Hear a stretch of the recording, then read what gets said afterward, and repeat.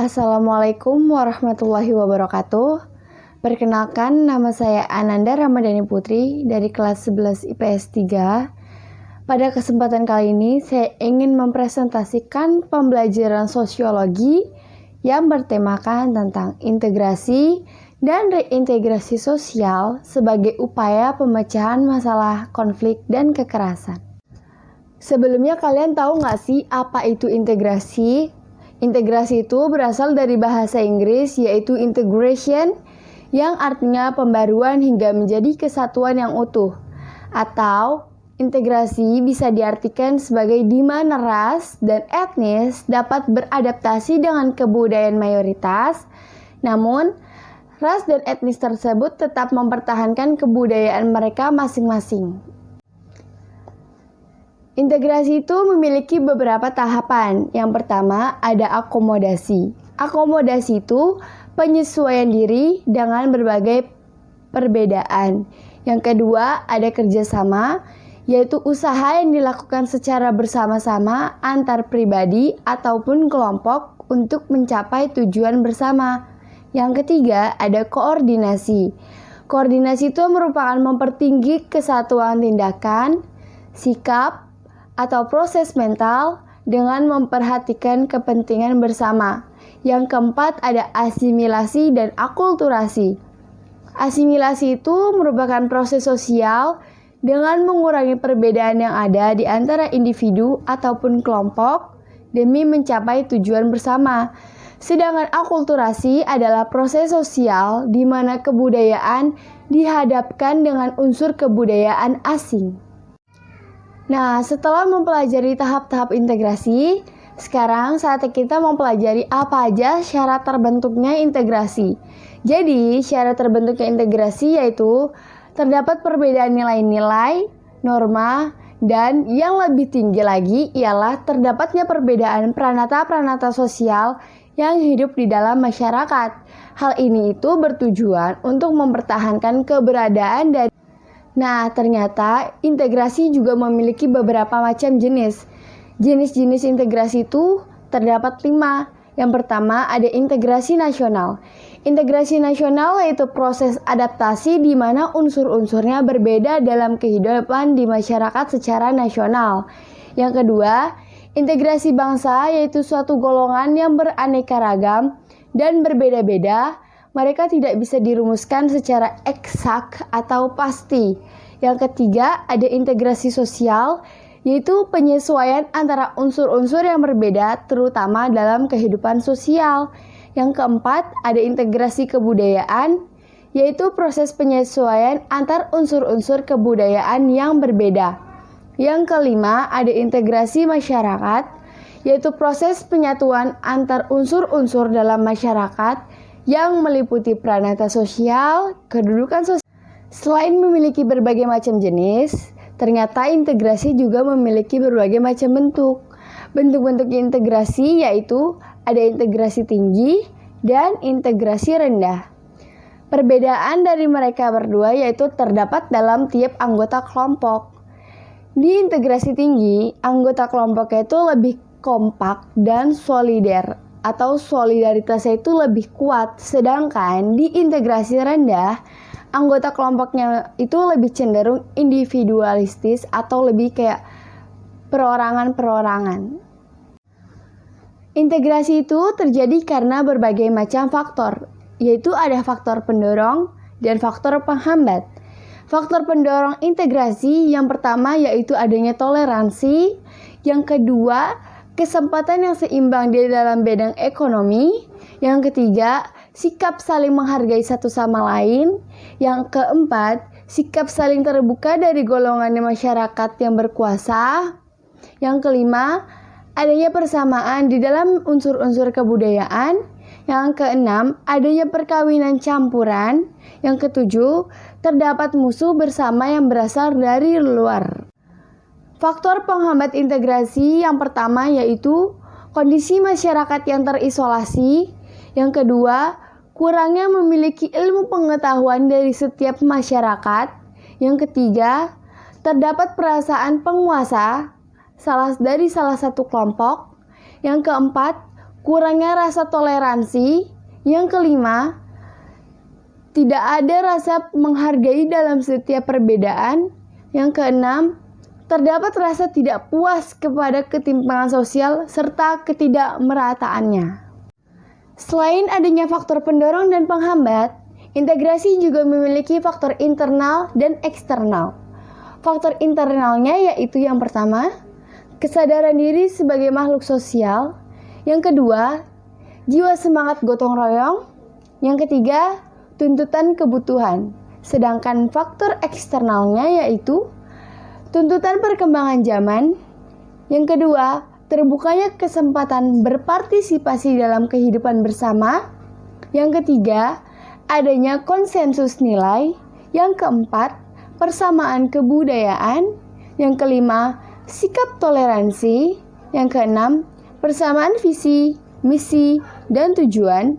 Yang ketujuh, adanya tantangan dari luar. Pada kesempatan kali ini, saya mengambil contoh integrasi dari integrasi sosial dan integrasi nasional.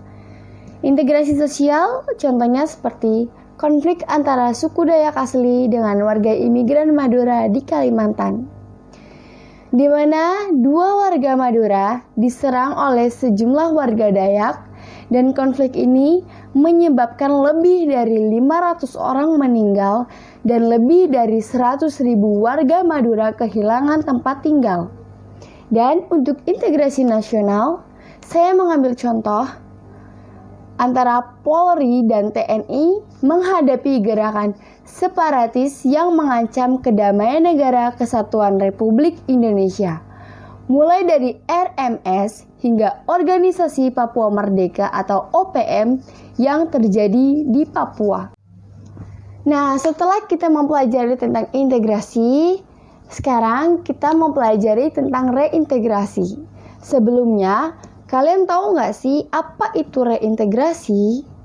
Jadi, reintegrasi itu menurut pandangan Surjono Subkanto, reintegrasi atau reorganisasi adalah proses pembentukan kembali norma-norma dan nilai-nilai baru untuk menyesuaikan diri dengan lembaga-lembaga yang mengalami perubahan.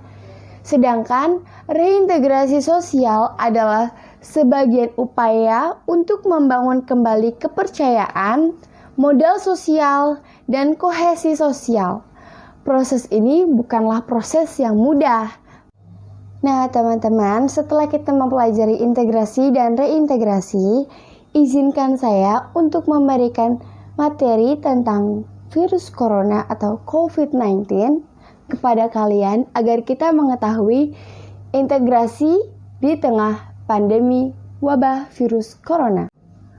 Virus corona atau COVID-19 merupakan virus yang pertama kali ditemukan di Wuhan, Cina pada akhir Desember 2019.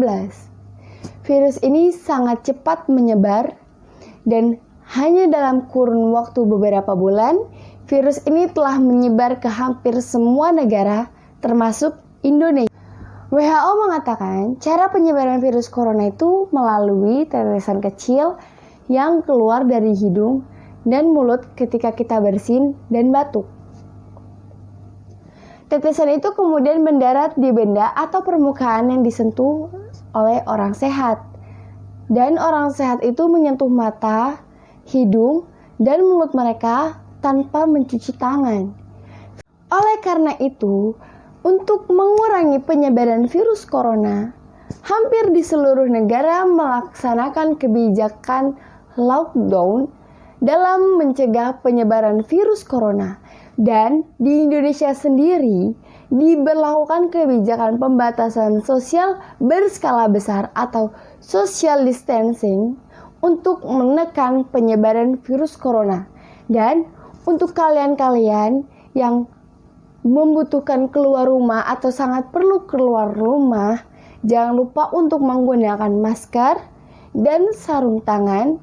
Lalu setelah masuk ke dalam rumah, jangan lupa untuk selalu mencuci tangan, mandi, dan membersihkan seluruh badan dan baju agar kita terhindar dari paparan virus corona.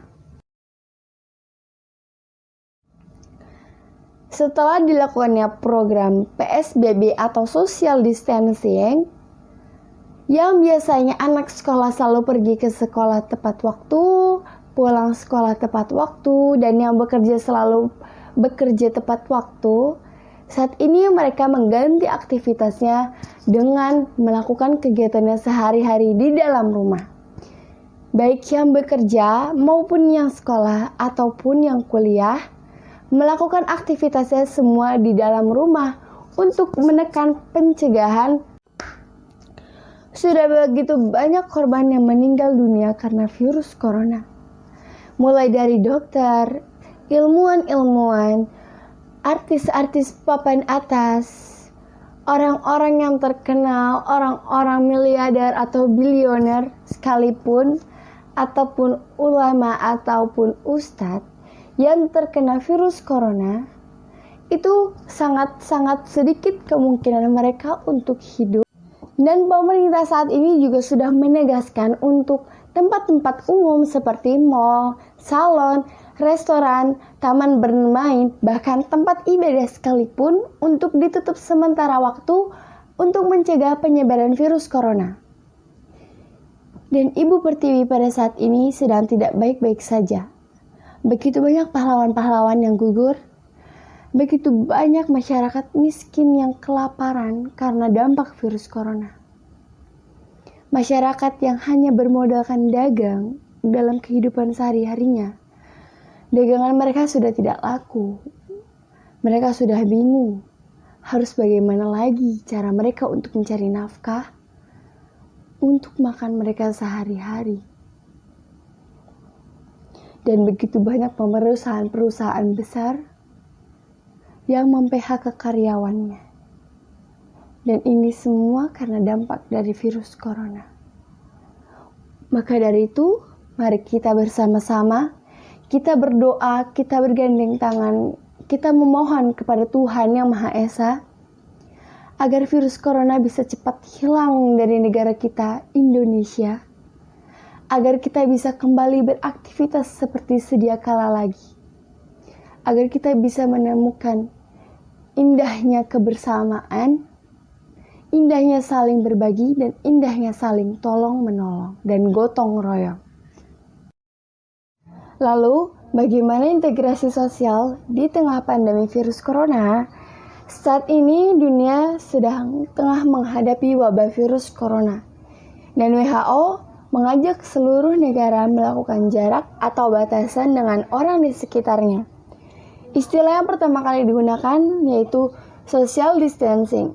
Namun, WHO mengubahnya menjadi physical distancing untuk tidak membuat keliru masyarakat untuk tetap di rumah selama wabah virus corona.